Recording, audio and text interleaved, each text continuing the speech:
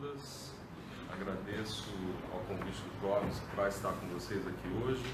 E a ideia dessa apresentação de hoje é a gente falar um pouco sobre a cidade na perspectiva dos estudos demográficos. Logicamente que é um tema bastante amplo e bastante complexo, mas o que a gente vai fazer ao longo dessa apresentação é trazer alguns elementos para ajudar a entender essa relação ali entre os estudos da cidade e as questões demográficas. Então essa apresentação, posso ficar aqui? Tranquilo? Essa apresentação ela tem 4 partes. Eu vou começar falando um pouquinho sobre os estudos demográficos. Depois eu vou contar um pouco sobre o contexto da abordagem disciplinar, ou seja, dessa abordagem dos estudos demográficos, quais são os elementos importantes aí, contextuais. Falar um pouco sobre a cidade nos estudos demográficos, que é propriamente o objeto dessa fala, e falar um pouco sobre fazer uma provocação aqui, no sentido de trazer uma ideia do que poderia ser pensado como um modelo brasileiro de urbanização. Então, começando pelos estudos demográficos, a pergunta básica inicial, né, o que é a demografia? Né? O Hauser e Duncan fazem essa definição de demografia. Hauser e Duncan organizam as primeiras discussões, sistematizaram o conhecimento sobre demografia na década de 1950. Então estão dizendo aí que a demografia é o estudo do tamanho, da distribuição geográfica, da composição da população, suas variações e as causas dessas variações, que podem identificar-se como natalidade, mortalidade, movimentos territoriais, né, migrações e mobilidade social entre os estratos sociais. Então esse é o conjunto definido originalmente como o objeto aí dos estudos da demografia. Um outro aspecto fundamental dessa definição, né, então, o que faz a demografia? Estuda a população. Mas o que é população? Essa é uma outra definição básica. Eu acho que é importante a gente ter esse contexto geral para a gente depois conseguir ir avançando nas relações e no conhecimento mais específico sobre os objetos. Né? Então, o Liv-Bhatt, nesse texto aí de 2007, ele coloca que por população se entende um conjunto de indivíduos constituído de forma estável, ligado por vínculos de reprodução e identificado por características territoriais, políticas, jurídicas, étnicas ou religiosas. Então, são 2 elementos fundamentais aí. A população ela é constituída de maneira estável e a população ela é caracterizada por ter vínculos de reprodução, ou seja, ela se reproduz. Então esses são elementos básicos aí, além das características específicas que definem uma população. São características políticas, étnicas e religiosas, entre outras. Como varia uma população ao longo do tempo? Esse também é um outro elemento chave para a gente entender os estudos demográficos. A população, então, essa é a famosa equação balanceadora ou equação compensadora. A população no final de um determinado período, né, é o resultado de uma população inicial. Então a gente está sempre se referindo a um determinado espaço geográfico que usualmente tem uma população inicial, né? Ou não, né? Essa população inicial pode ser 0, mas é sempre importante considerar essa população inicial, pode ser significativa em termos de volume ou não, né? Mas os nascimentos, as crianças que nascem, os óbitos, aqueles que morrem naquele contexto, naquele momento histórico, naquele espaço circunscrito, Isso é conhecido como crescimento vegetativo, mas os imigrantes, os que chegam de outras espacialidades naquele local, menos os emigrantes, os que saem daquela espacialidade. Então, essa diferença entre os imigrantes e os emigrantes a gente chama de saldo migratório. Então, esses são os conceitos básicos que a gente vai trabalhar, e é importante que vocês tenham essas referências ao longo dessa apresentação. Então, a dinâmica demográfica ela envolve processos que estão relacionados ao tempo e ao espaço. E elas também estão relacionadas a processos sociais, econômicos, ambientais, dentre outros. Quando a gente fala sobre dinâmica populacional, a gente está se referindo a processos que são absolutamente parte do nosso cotidiano, né? Sobre as decisões de ter filhos, por exemplo, sobre as características da mortalidade, sobre a estrutura etária da população, sobre os impactos que essas características têm sobre o mercado de trabalho, por exemplo, tá? Sobre os processos migratórios, sobre os fenômenos que a gente tem discutido bastante cotidianamente nos últimos meses, por exemplo, da migração internacional. Então, tudo isso diz respeito aos processos demográficos. Então, quando a gente olha isso aqui, parece uma coisa muito distante, mas na verdade a gente está se referindo ao nosso dia a dia, ao nosso cotidiano. E esse aspecto é fundamental, porque na medida que essa dinâmica demográfica, os seus componentes, estão tão introjetados no nosso cotidiano, a gente corre o risco de se deixar levar pelo senso comum nas análises. Tá? Então, a grande preocupação dos demógrafos é sempre construir uma análise que seja elaborada e que possa avançar em relação ao senso comum. Tudo bem? Tranquilo? Para a demografia é muito importante a questão do contexto. Nesse sentido, os estudos demográficos são muito marcados por um processo muito intenso que aconteceu principalmente a partir dos anos 1750, que é o crescimento da população mundial. Tá? Então, a população mundial tem um histórico de crescimento bastante baixo e, por volta aí de 1800, a população começa a ter um crescimento bastante acentuado, bastante acelerado. Tá? Então, esse processo recente de crescimento populacional, ele está muito marcado por dois grandes processos sociais. O primeiro processo é o processo de industrialização, né, que acontece na Inglaterra já a partir de 1750, tá? E esse processo de industrialização ele está muito associado a uma dinâmica também de urbanização, de concentração da população nas áreas urbanas. É um fenômeno que começa a acontecer na Inglaterra e, à medida que a industrialização vai ocorrendo, também passa a ser verificado em outros países. Então, industrialização e urbanização, até um determinado momento da história, né, estão sempre muito associados. Tá? Então, essa questão, esse debate sobre o crescimento populacional é muito importante, né, porque isso levou à ideia, na década de 1970, que a gente estaria à beira aí de uma explosão demográfica que seria muito difícil pensar em termos de sustentabilidade do planeta em função desse crescimento populacional muito acentuado.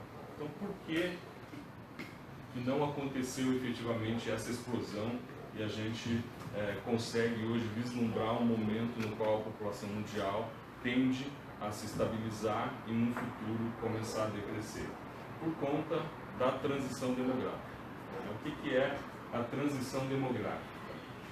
É a diminuição dos níveis das taxas de natalidade, de mortalidade, né? Então esse é o caso da Inglaterra, que começa lá por volta de 1750, antes, né, um modelo uma característica da natalidade e da mortalidade era a oscilação muito forte.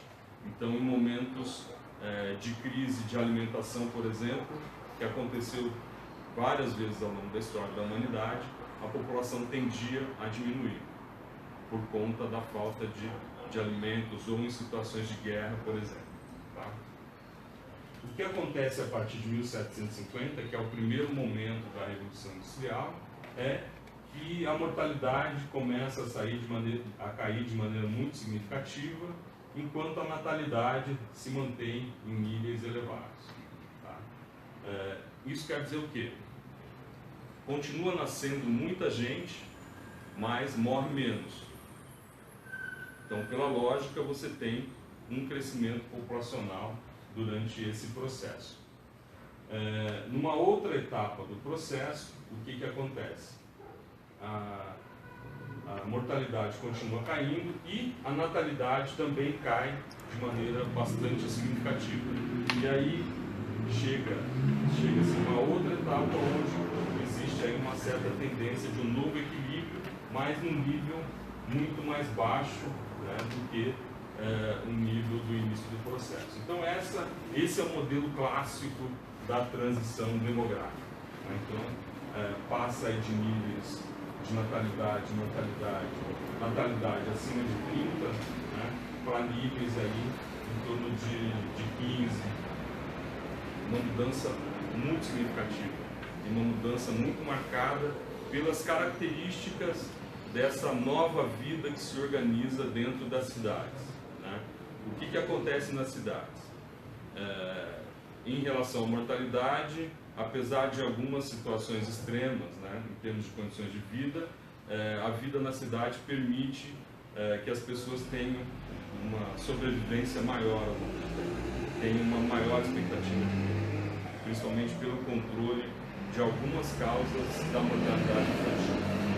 E por outro lado, o que acontece nas cidades é que os filhos acabam ganhando uma outra conotação no contexto da família.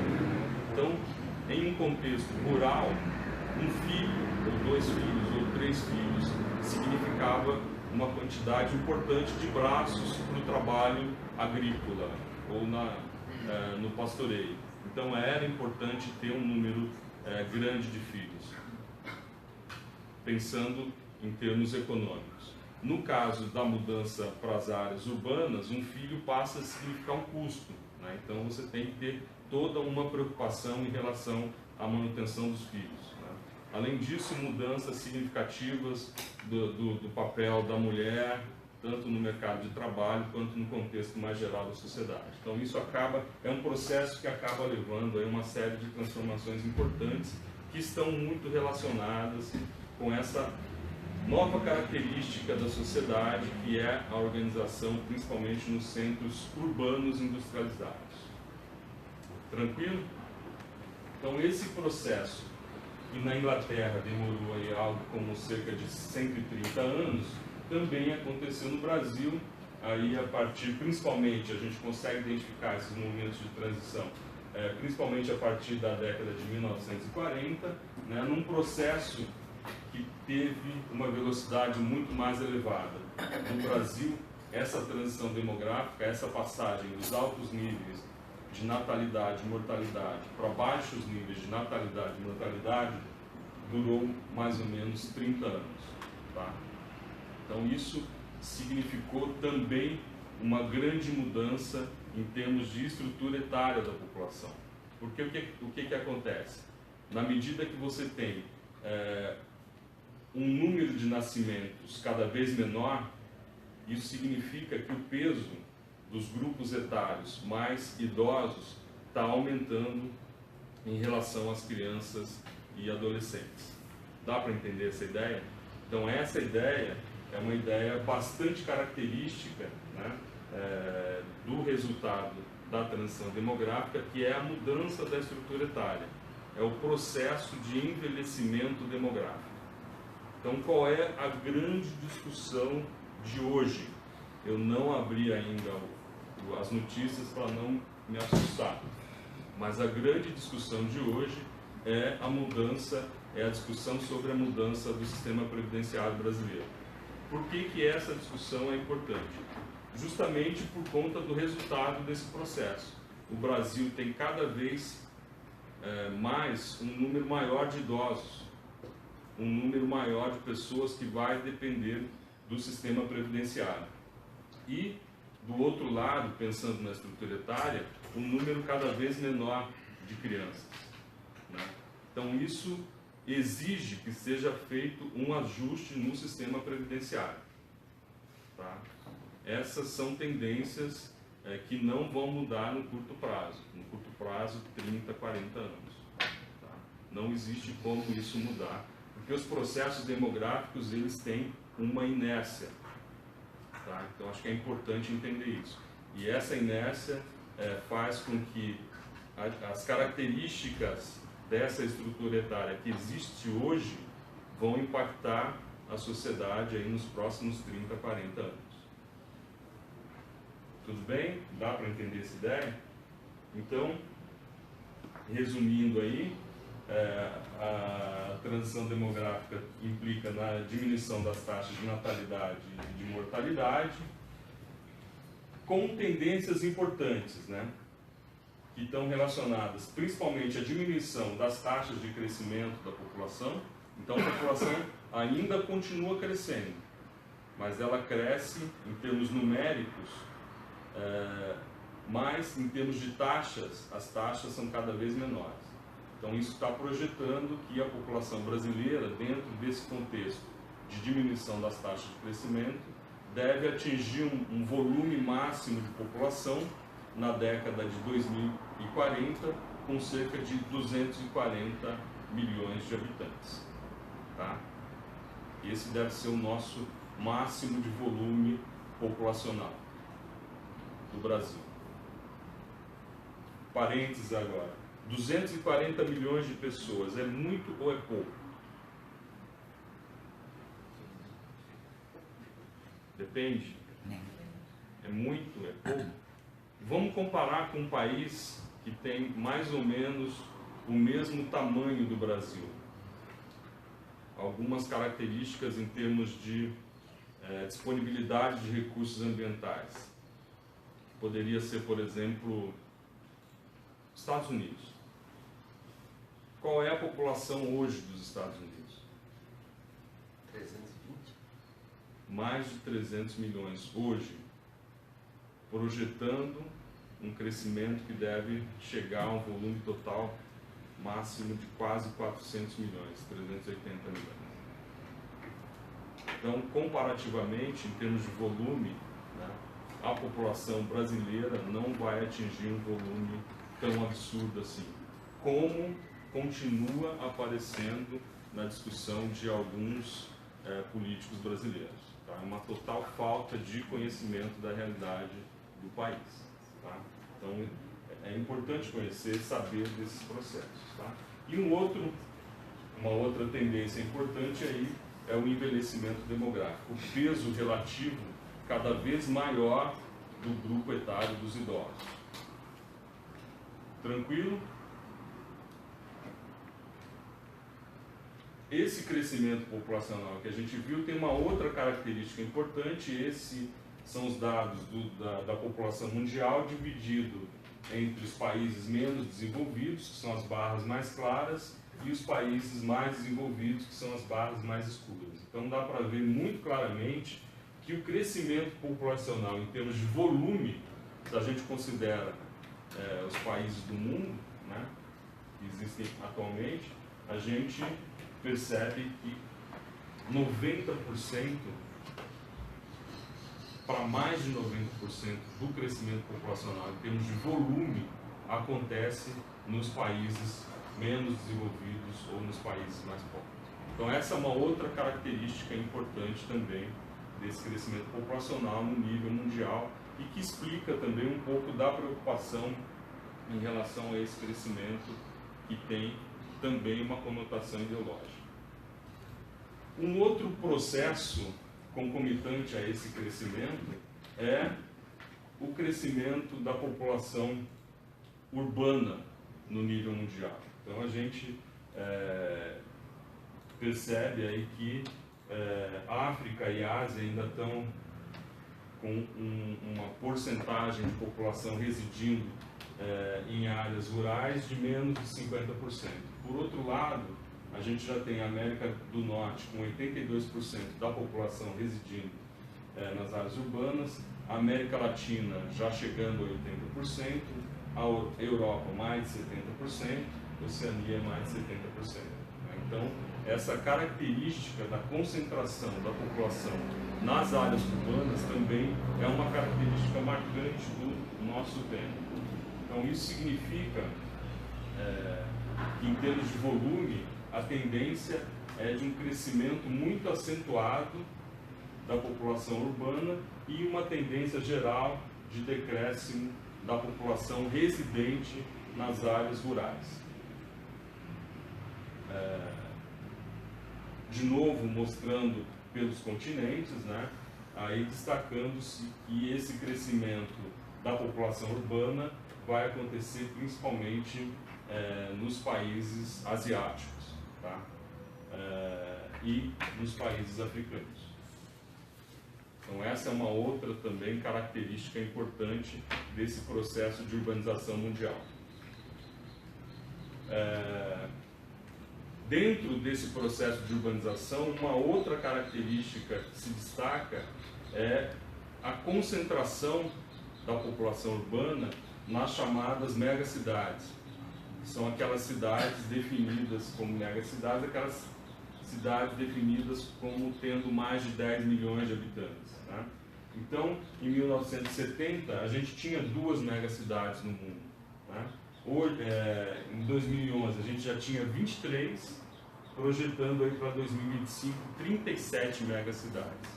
Isso significa que, em termos de milhões de pessoas, essas megacidades abrigavam 40 milhões e devem passar para mais de 600 milhões de pessoas aí em 2025. Tá? Então, o mundo, o que está acontecendo, para resumir? O mundo está cada vez mais urbano. A população concentrada nas áreas que são áreas definidas como áreas urbanas. Esse é um processo importante dessas décadas recentes. E o mundo também é cada vez mais metropolitano. Metropolitano no sentido de que essa urbanização ela privilegia a concentração em áreas que são áreas contíguas, chamadas ou denominadas de regiões metropolitanas, tá? Que também concentram, além da população, as atividades econômicas. O que significa planejar as cidades num contexto de crescimento populacional tão expressivo? Eu acho que essa é uma questão muito importante. Não dá para fugir dessa questão. Tá?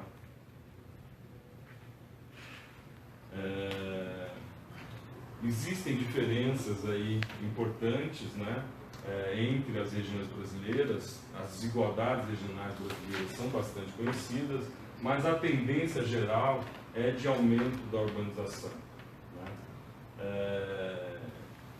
E aumento do peso relativo de algumas regiões, né, brasileiras ao longo do tempo. Então, a gente percebe, por exemplo, que a região norte, que tinha um peso relativo de concentração da população urbana lá em 1970 de 3%, passa em 2010 a concentrar 7% da população urbana do Brasil. Então essa é uma mudança também significativa, né? A região sul basicamente se mantém, o sudeste perde um pouco da sua importância relativa e o nordeste um pouco se mantém com uma tendência ideal, né? Então, sintetizando, o que é importante a gente saber? É que a população urbana do Brasil, ela triplicou em termos de volume. Se a gente pensa em termos relativos, né, a população urbana no Brasil representava 36% da população residente do país em 1950. Tá? Então, em 1950, a gente tinha 36% da população residindo nas áreas definidas como urbanas.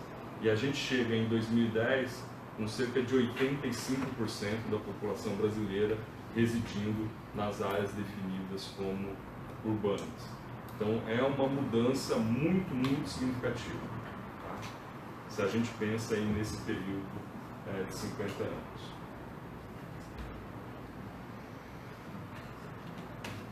Tranquilo? Então a gente está falando sobre urbano, sobre cidade, né? É fundamental ter em mente o significado disso em termos de número de pessoas. Tá? Mas não só em termos de número de pessoas, que é uma informação fundamental. Mas quando a gente pensa em termos de planejamento da cidade, um outro aspecto fundamental é o número de domicílios, né? Ou seja, o número de habitações para fins residenciais que existem no conjunto do território. E aí o que a gente percebe? Né? Que enquanto a gente tem taxas de crescimento da população urbana brasileira, né, que estava em torno lá em 1970, 80 de 4,5%, a taxa de crescimento do número de domicílios era praticamente 1% maior. Ou seja, o número de domicílios cresce muito mais rapidamente do que o número de pessoas. E isso é importante, né? Porque nesse processo de urbanização brasileira, uma das características desse processo foi exatamente a criação de um déficit habitacional gigantesco e que historicamente a gente sempre teve muita dificuldade de enfrentar. Tá? Então fazia sentido, faz sentido, até um determinado momento, a gente ter uma taxa de crescimento muito maior do número de domicílios. A grande questão, eu acho que esse é um ponto importante para essas próximas décadas, é até que ponto essa taxa do número de domicílios vai significar um avanço se ela for muito maior do que a taxa de crescimento da população. O que isso vai estar indicando? Que você potencialmente pode estar passando por um processo de construção muito mais acelerada de habitações do que é possível de ser absorvido pelo conjunto da sociedade. Dá para entender isso? Esse é um processo muito importante também para a gente entender a dinâmica das cidades brasileiras. Tá? O que a gente percebe fazendo pesquisas, né? A gente teve a oportunidade de fazer pesquisas em várias cidades brasileiras, é que, e isso a gente consegue também identificar através dos dados do censo, é que quando a gente pensa em termos do cálculo do déficit habitacional, a gente tem que tomar muito cuidado, né? Principalmente porque o que a gente percebe é que o déficit habitacional, quando ele é calculado, ele é muito semelhante ao número de domicílios vagos, por exemplo. Né? O que isso significa? Que nas cidades a gente tem um grande número de domicílios vagos e, ao mesmo tempo, um grande número de pessoas sem habitação ou com habitação inadequada. Então essa questão é fundamental também para pensar o planejamento urbano.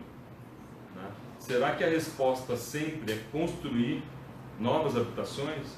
Será que não é possível pensar a cidade a partir de uma outra estruturação do mercado habitacional, considerando o que já existe? Então são questões importantes para a gente pensar e que estão exatamente nessa interface da demografia com as questões do planejamento. Principalmente considerando que, em termos de projeção de população, né, em função aí de toda essa questão da inércia demográfica que eu comentei agora há pouco, para as próximas décadas, o que vai acontecer?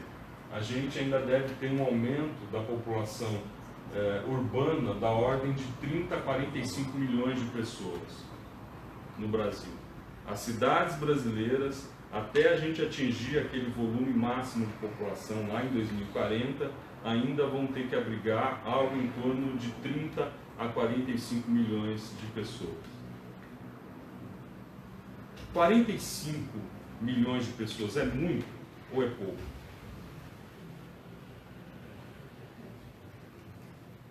Qual que é a população da Argentina?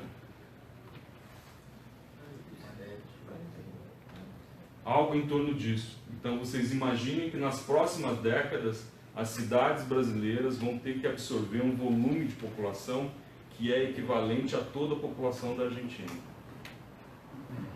Então essa é uma outra questão fundamental para a gente ter em mente. O planejamento tem que considerar também esse processo. E esse é um processo inercial, que já está dado pelas características do crescimento da população brasileira. Não tem como mudar isso. Isso, professor, é decorrente do nascimento?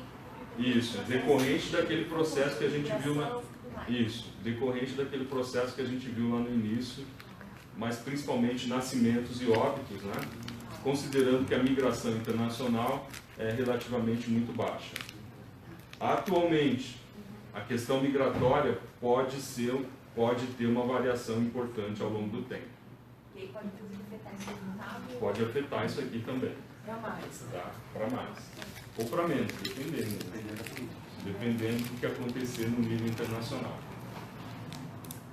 Tá bom? Tranquilo? Então tudo isso é função do balanceamento entre nascimentos, óbitos, imigrantes e emigrantes. Tá? Tranquilo? Então, a partir dessa discussão prévia, né, a gente chega aí na discussão sobre cidade nos estudos demográficos. Então, o que eu tentei trazer aqui é um pouco como os demógrafos estão trabalhando, estão percebendo a questão da urbanização brasileira e como eles têm trabalhado. Então, um primeiro aspecto para a gente destacar é que existe uma certa influência aí na demografia brasileira, principalmente dos estudos realizados nos Estados Unidos, que privilegiam em grande parte as discussões sobre segregação, né? Segregação espacial da população. Então, os estudos têm sempre esse foco de entender como a população das cidades está distribuída de maneira diferenciada dentro do tecido urbano. Então, os brancos de um lado, os pretos de outro lado, os hispanos por outro lado, né? O que significa essa segregação em termos dos indicadores sociodemográficos? Então, essa é uma linha bastante forte, inclusive em termos ambientais. Toda a discussão sobre justiça ambiental está muito associada a essa discussão sobre segregação. Uma outra característica, um outro conjunto de temas estão relacionados com as características sociodemográficas da população, principalmente em termos, né, de status migratório, se é migrante, se não é migrante. E aí, no caso dos Estados Unidos, a migração internacional tem um peso muito forte, né? O crescimento populacional dos Estados Unidos só se mantém em função dos processos de migração, de imigração, da chegada de imigrantes mexicanos, tá?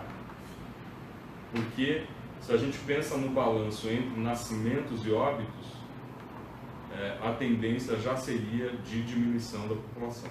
O que mantém o crescimento é a chegada dos imigrantes, principalmente mais mexicanos, mas também de outras nacionalidades no mundo, nos Estados Unidos. Tá? Então existe também sempre a preocupação com os estudos avançarem nessa linha. Uma outra linha é a discussão sobre o urban sprawl, ou seja, sobre como a cidade se configura em termos de sua expansão. E aí uma característica, principalmente das maiores cidades americanas, é do crescimento e a ocupação de áreas que acabam se transformando em áreas urbanas, mas são áreas rurais, com atividade rural. Então essa é uma discussão bastante intensa, né? E que continua acontecendo. E isso tem implicações, por exemplo, em termos dos deslocamentos, né? Então as pessoas se deslocam grandes distâncias para trabalhar ou para estudar porque preferem ter uma residência numa área mais arborizada, numa área mais agradável, né? Qual é a consequência? Uma das consequências disso, a gente tem visto na Califórnia nos últimos anos, né? As pessoas moram em áreas muito arborizadas, só que a floresta, por N razões, pega fogo. Então as pessoas acabam também sujeitas a incêndios, né? Dificilmente um incêndio daqueles aconteceria se as pessoas estivessem concentradas numa área urbana, tá? Então são elementos para pensar resultantes dessa característica aí do espalhamento urbano aí nos Estados Unidos. E a outra questão, também muito recorrente, é a expansão das regiões metropolitanas e o significado dessa expansão ou da implosão de regiões metropolitanas, como por exemplo Detroit, né, que vivia muito em função da indústria automobilística e que passa por um momento de declínio econômico e populacional muito acentuado aí nas últimas décadas. Então, essa discussão sobre as grandes aglomerações urbanas, ela também acontece nos Estados Unidos desde a década de 1950 e 60, com alguns textos que são muito interessantes, né? Depois eu posso passar para vocês algumas referências sobre essa discussão. No caso brasileiro, a gente tem algumas características que eu acho que são também interessantes desse processo.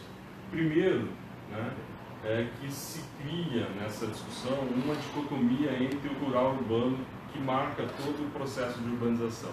Então, desde a ideia do êxodo rural, né, que foi utilizado como uma ferramenta analítica lá nos anos 60 e 70, né, até essa discussão mais recente sobre o urban sprawl, que também acontece nas cidades brasileiras, né, a gente percebe que essa questão dicotômica ela é muito marcante, né, essa separação que precisa existir entre o rural e o urbano. Um outro aspecto importante dessa discussão no Brasil é que a gente tem limites administrativos que são muito também demarcados. Então, é zona urbana, é zona rural, tá? E essa zona urbana e essa zona rural, ela é definida pela Câmara Municipal de cada município brasileiro. Então, cada município tem a sua zona urbana e tem a sua zona rural. Isso não é também o usual nas divisões administrativas de outros países do mundo, tá? E é uma característica do Brasil. Isso traz um conjunto de questões metodológicas que estão relacionadas com as fontes de dados. Então, as nossas fontes de dados, principalmente o censo demográfico, elas, de certa maneira, também condicionam um pouco a capacidade que os demógrafos têm de fazer uma análise desse processo de crescimento e de expansão das cidades. Tá? Então, o que eu vou mostrar aqui para vocês hoje é um levantamento inicial, um levantamento bastante qualitativo que eu fiz sobre os estudos que são realizados no Brasil sobre a abordagem demográfica das cidades, né? Então, basicamente, eu trabalhei a partir dos grupos de pesquisadores que se reúnem em instituições que existem na pós-graduação em demografia ou pós-graduação em estudo de população, ou a partir de grupos de pesquisadores que estão lotados em instituições com linhas de pesquisas correlatas, né? Como, por exemplo, população e ambiente. Um aspecto importante que eu gostaria de destacar é que essas temáticas elas estão em constante mutação, né? A característica do objeto, ou seja, as cidades estão sempre se transformando, trazendo novos elementos, novas questões a serem estudadas, isso é um aspecto importante. E, por outro lado, os próprios grupos de pesquisa também têm uma dinâmica, né? As pessoas terminam o mestrado, começam o doutorado, terminam o doutorado, né? Então isso também tem um efeito aí nos grupos de pesquisa. Tá? Então esse retrato que eu vou dar para vocês é um retrato bastante pessoal sobre esse conjunto de literatura, que é uma literatura que tem início lá nos anos 70. Né? Alguns precursores dessa discussão são, por exemplo, Vilmar Faria, que não era demógrafo, mas foi um dos principais entendedores dos processos demográficos no Brasil. Né? Então, Vilmar Faria apresenta lá em 1978 uma discussão sobre o processo de urbanização do Brasil. Tá? Algumas notas para seu estudo e interpretação. Já em 1978, o processo acontecendo no seu momento de maior intensidade.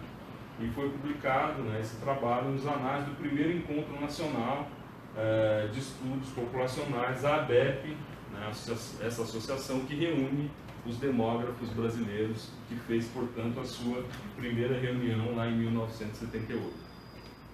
Tá?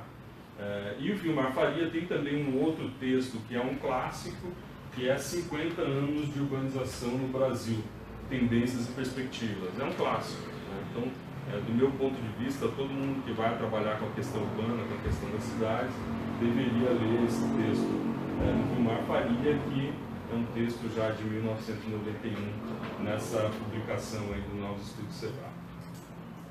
Uma outra referência importante desse momento inicial é o professor Jorge Martini, né, que em 1987 apresentou esse trabalho aí, Êxodo Rural, Concentração Urbana e Fronteira Agrícola. O Jorge Martini tem uma característica interessante, que ele nunca esteve associado à academia. Né? Ele foi, durante muito tempo, um funcionário da ONU,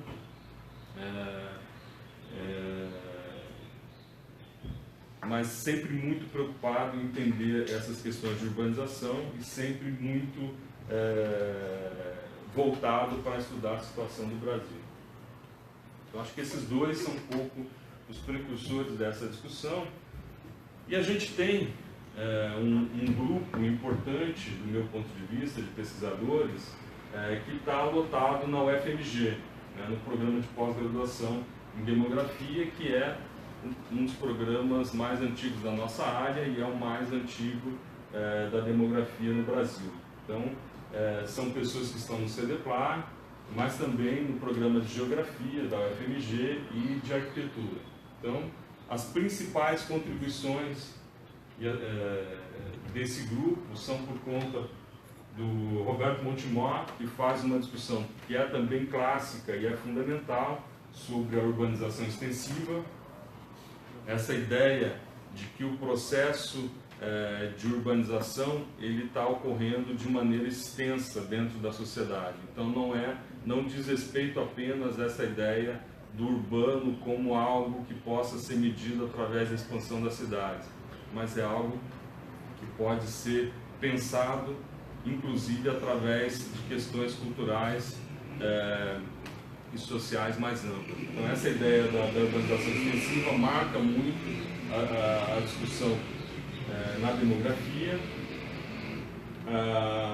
A professora Heloísa Costa, que também faz um conjunto de estudos focalizando principalmente a questão do urbano e do metropolitano em Belo Horizonte.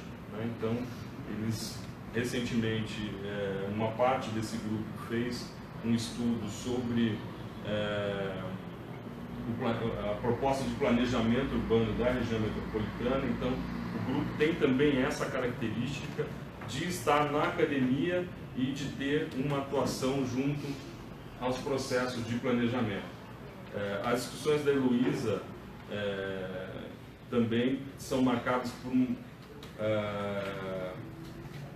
parcerias que estudam, dentre elas com a professora Jupira, né, e que estudam a questão do mercado imobiliário. Então essa eu entendo que é uma das principais discussões para entender como se configura esse processo urbano, esse processo de constituição das cidades brasileiras. E também um enfoque importante nas questões ambientais, principalmente de gerenciamento de recursos como água. né? Faz parte desse grupo também, do meu ponto de vista, né? O professor Ralph Matos, que tem a discussão numa outra escala sobre a urbanização, que é a escala da rede de cidades. Tá? Então, entender, ele tem um livro que se chama Cidades em Rede, que exatamente faz essa discussão sobre como se organiza o sistema de cidades brasileiro e quais são as características que permitem entender os nós dessa rede urbana brasileira. Então, um trabalho bastante importante. E os pesquisadores mais recentes, Alisson Barbieri e Giovanni Guedes, que estudam essa relação entre urbano e rural, principalmente no contexto amazônico, e trabalham bastante as questões migratórias nesse contexto, né? Ou seja, como essa chegada dos imigrantes das áreas rurais, nesse contexto amazônico, acabam tendo impactos tanto nas cidades quanto nas condições de vida dessas populações amazônicas. Então, é um conjunto muito extenso de trabalhos. Eu fiz a opção de trazer os autores. Se vocês procurarem pelos autores, vocês vão ver que a produção é muito extensa. Então, vale a pena conhecer um pouco do trabalho de cada um.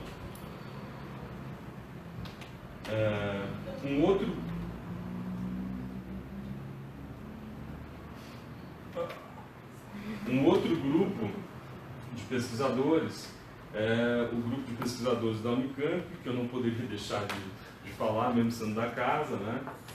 Esse grupo está ligado ao NEPO e ao Programa de Pós-Graduação em Demografia, que é o segundo programa de demografia criado no Brasil.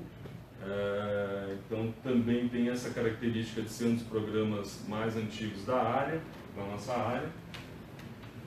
Não poderia também deixar de destacar o pioneirismo dos trabalhos do professor Daniel Hogan nos estudos que ele fez sobre a cidade de Cubatão, de como a poluição que existia em Cubatão, na cidade de Cubatão, resultante de um processo de industrialização muito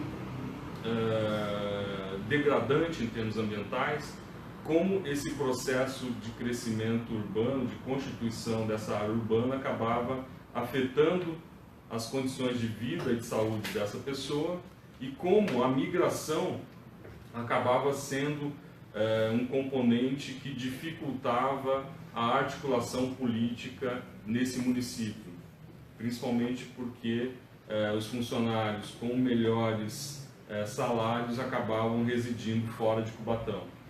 E aquelas pessoas de mais baixa renda não conseguiam ter uma articulação política que conseguisse fazer frente àquela situação de degradação ambiental naquele momento. Então, e a partir disso, Daniel faz uma carreira longa e bastante produtiva, de mais de 30 anos, trabalhando em vários momentos, especificamente com a questão urbana. Mais recentemente, a gente tem aí como principais contribuições os trabalhos do professor José Marcos Pinto da Cunha, que vão nessa linha também de entender como a migração é importante para a constituição desse espaço urbano, principalmente no estado de São Paulo, principalmente São Paulo e região metropolitana de Campinas, tá? Mas também em estudos da década de 90 sobre como esse processo acabou acontecendo na região centro-oeste do Brasil. Então, são trabalhados aspectos como migração, como segregação espacial e como metropolização. Falando demais, Cláudio? Não. Eu falei 40 minutos, né? Não. Tá bom? Um outro conjunto de trabalhos que é feito pela professora Rosana Benninger, né? Que aí o foco é principalmente em políticas públicas urbanas, entender como a dinâmica demográfica nas áreas urbanas afeta essas políticas e como as políticas podem, de alguma maneira, influenciar nas condições de vida, né? E os trabalhos mais recentes da professora Rosana, principalmente sobre a migração internacional nas regiões de fronteira do país. Também, lá no NEPO, a linha de pesquisa de população e ambiente, com o professor Álvaro Cantona, eu mesmo, desculpa eu citar mesmo, é chato, e o Eduardo Marândolo, que atualmente está na Faculdade de Ciências Aplicadas, né? Então, os estudos desse grupo são mais especificamente sobre como se configuram as situações de vulnerabilidade nesse contexto urbano e como, ao longo do tempo, existem variações em termos das condições de vida, principalmente considerando grupos diferenciados aí dentro da cidade, comparando, por exemplo, as condições de vida de migrantes e não migrantes. Tá? Em termos também desse grupo, há uma preocupação com a perspectiva ambiental, então são discutidos, por exemplo, elementos sobre a sustentabilidade das áreas urbanas e problemas de gestão, como no caso da gestão da água, tanto em termos do excesso de água quanto da escassez de água. E, no período mais recente, uma discussão também importante aí sobre a construção social dos desastres, que o professor Cláudio já citou no início. Eu estou aqui. A gente tem um conjunto de outros grupos mais recentes de pesquisadores que estão um pouco fora desse eixo São Paulo, Minas, né? Então tem o grupo da ENSE, do IBGE, com a professora Suzana Cavenaghi e José Eustáquio Alves, que fizeram um trabalho muito interessante sobre o impacto da urbanização e da queda da fecundidade no Brasil. Então esse é um trabalho que mostra, né, exatamente aquilo que a gente tinha comentado, né, das mudanças que ocorreram nesse processo de urbanização e como isso acabou impactando em termos do número de filhos que as mulheres nas cidades foram tendo ao longo do tempo. Esse trabalho foi feito em conjunto com o professor Jorge Martini, uma versão mais recente desse trabalho.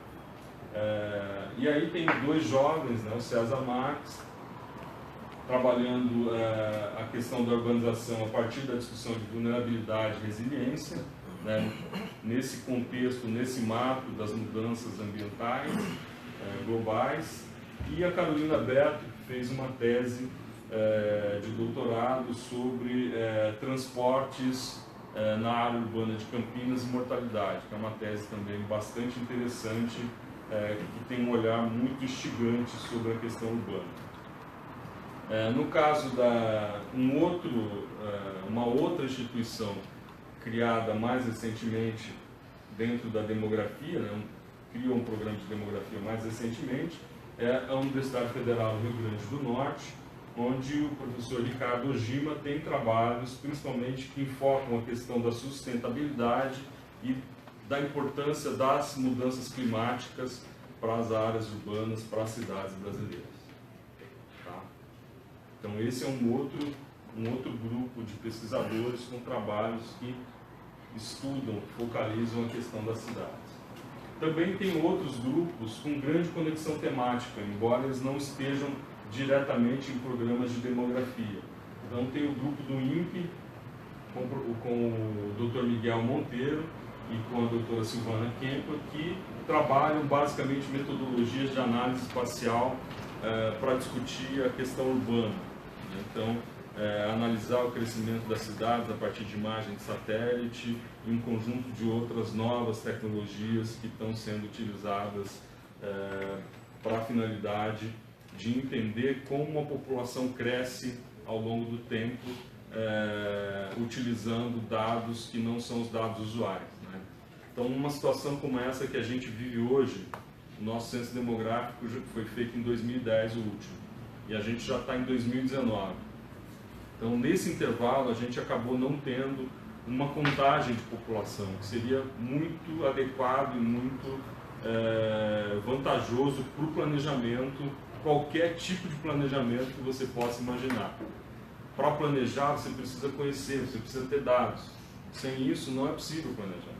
Né? Então, isso aproveito para dizer que a gente está muito preocupado em relação à realização do censo 2020. Né? Vocês imaginam, se esse censo não for realizado, a falha que a gente vai ter em termos da disponibilidade de dados. Principalmente nesses contextos, que são contextos tão dinâmicos quanto os contextos das cidades brasileiras.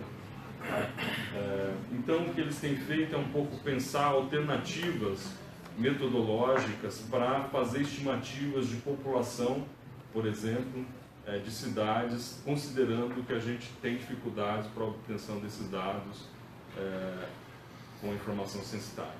Tá? Então, acho que esse tipo de interlocução tem sido muito produtivo e tem também ajudado a entender essa dinâmica urbana do país. Pensar o urbano a partir da sua dimensão espacial, né, basicamente. E aí tem os pesquisadores bem mais jovens da Universidade Federal dos Vales do Jequitinhonha e Mucuri. Puxa, eu pensei que não ia decorar nunca isso.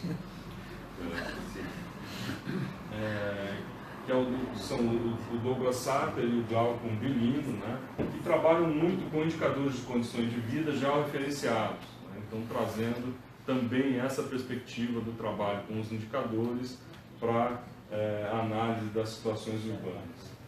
E um centro que eu acho que é fundamental e que todo mundo que trabalha com questão urbana tem que conhecer, né, que é o Centro de Estudos da Metrópole, onde a gente tem lá o Haroldo Torres, que é um demógrafo, junto com o Eduardo Marques, que é um cientista social, fazendo discussões muito instigantes e muito interessantes sobre a cidade de São Paulo e sobre a região metropolitana.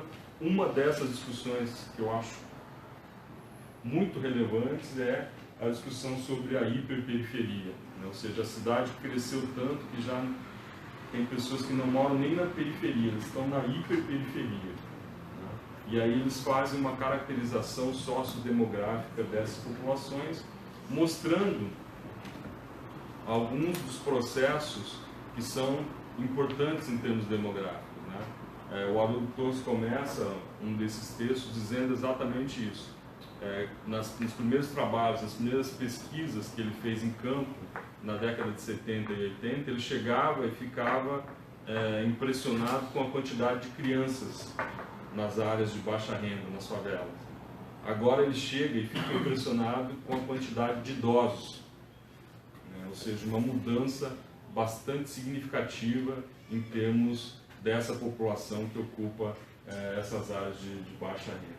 Então são textos muito interessantes e muito instigantes que vale a pena conhecer. E se vocês tiverem paciência para mais 5 minutos, eu gostaria de falar um pouco sobre o modelo brasileiro de urbanização, do que eu estou chamando desse modelo brasileiro de urbanização. O que é esse modelo do meu ponto de vista? Né? Ele é marcado pelo crescimento populacional rápido, acontecido aí ao longo desses últimos 40, 50 anos, que impactaram de maneira muito decisiva a infraestrutura urbana, principalmente. Então, isso faz com que a gente tenha cidades que não são urbanizadas. É um contrassenso total. Né? Ou, alguns autores chamam de urbanização incompleta. É essa ideia de que você tem concentrações populacionais em áreas que são definidas como urbanas, mas a urbanidade, que pode ser definida por fatores infraestruturais, não está presente. Eu acho que essa é uma característica que foi construída ao longo do tempo nas cidades brasileiras, principalmente a partir do modelo de São Paulo. Tá? Apesar do Rio de Janeiro ter todo um histórico de habitações de baixa renda, né, de constituição de favelas, o modelo de expansão das cidades brasileiras, no meu ponto de vista, da minha leitura, é o modelo paulistano, que é o modelo de ocupação de áreas não contíguas para a valorização dessas áreas intermediárias. É um modelo que está muito bem descrito num texto do Lúcio Kovarik, do início da década de 1970, que se chama Espoliação Urbana. Uma outra característica fundamental desse modelo brasileiro é a ação decisiva do mercado imobiliário, né? Com essa, como eu já disse, ocupação de áreas não contíguas, com esse espraiamento, né, que acaba trazendo a característica da ocupação de baixa densidade, o que em si, a baixa densidade, poderia não ser um problema, A grande questão é que a baixa densidade ela encarece todos os serviços, desde os serviços básicos de extensão de água e esgoto, quanto os serviços de transporte, por exemplo. Tá? Então, do meu ponto de vista, se a gente pudesse ocupar os espaços vazios que já existem em loteamentos constituídos hoje nas cidades brasileiras, isso já traria um ganho muito importante em termos de qualidade de vida da população. Tá? E essa cidade também é uma cidade muito segregada. Então, o aumento do número de condomínios privados, né, mostra uma característica recente aí dos últimos 20 anos dessa segregação.